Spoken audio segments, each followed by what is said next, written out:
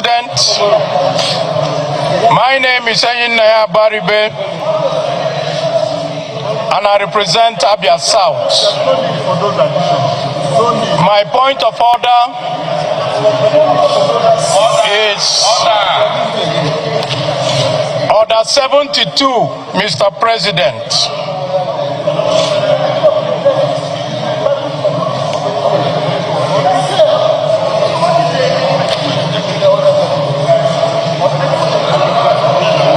Earlier motion which passed in our last sitting, he has sought to rescind that, that is in respect of section 60 subsection 3.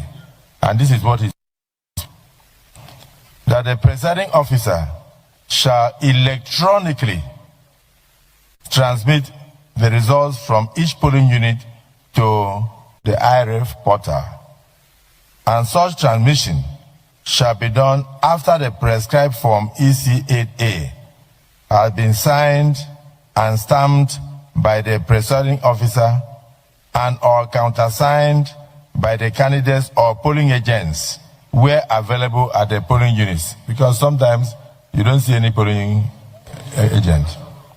Provided that if the electronic transmission of the result fails, if it fails as a result of communication failure, in other words, maybe network or otherwise, and it becomes impossible to transmit the result electronically in form EC8A, signed and stamped by the presiding officer and or countersigned candidates or polling agents where available at the polling units, the form EC8A shall in such a case be the primary source of collation and declaration of results.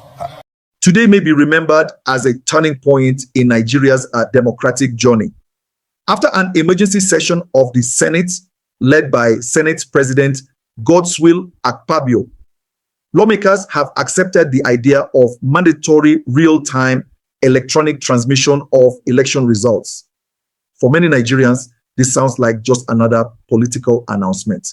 But in reality, if sincerely implemented, this decision could change everything about how elections are conducted in Nigeria. For decades, the biggest problem with Nigerian elections has not been voting itself. The problem has been what happens after voting. At polling units, people vote peacefully. But between the polling units and the final collation center, results often change. Ballot boxes disappear. Figures are altered. Results are rewritten, and the will of the people is sometimes replaced with the will of a few powerful individuals. This is where electronic transmission comes in. Electronic transmission means that once votes are counted at a polling unit, the result is sent immediately and directly to a central database controlled by the Electoral Commission. This removes the long chain of human handling.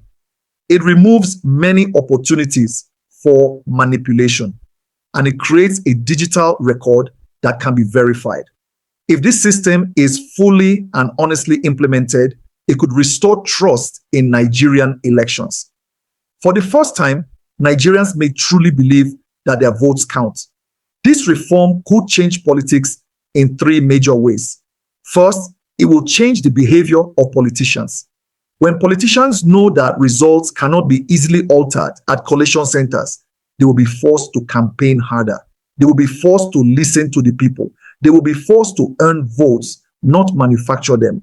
Politics will slowly shift from power games to service delivery. Second, it will change the confidence of voters. Many Nigerians do not vote today because they believe their votes do not matter. They say, why should I stand under the sun when the result is already decided? Electronic transmission can change this thinking. When people see that results are transmitted instantly and transparently, voter participation will increase. Young people will return to the polling units. Civic responsibility will grow stronger. Democracy will begin to feel real again. Third, it will change Nigeria's international image. Nigeria is Africa's largest democracy by population.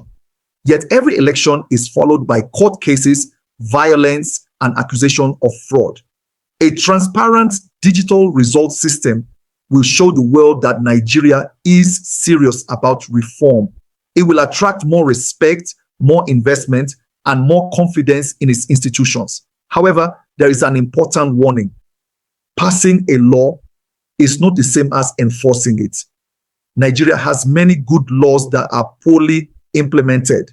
The real danger is not rejection of electronic transmission. The real danger is sabotage. Sabotage can come in many forms. They may say there is no network. They may delay uploading results. They may introduce loopholes like where practicable. They may create technical confusion. If this happens, the reform will exist only on paper, not in reality. For this change to work, three things must happen.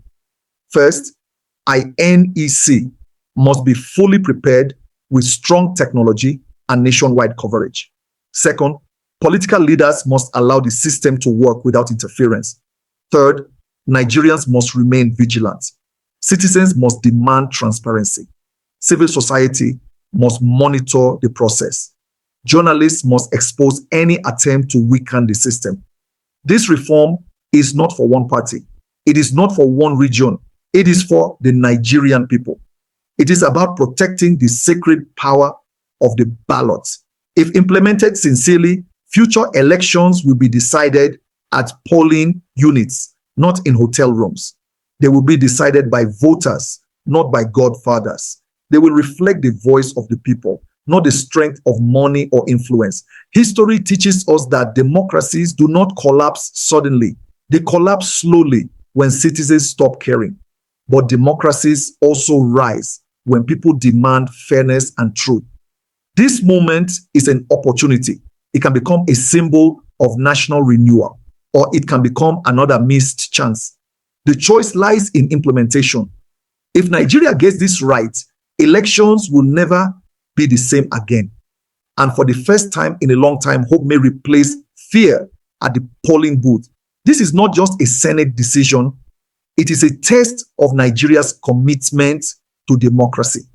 And the world is watching.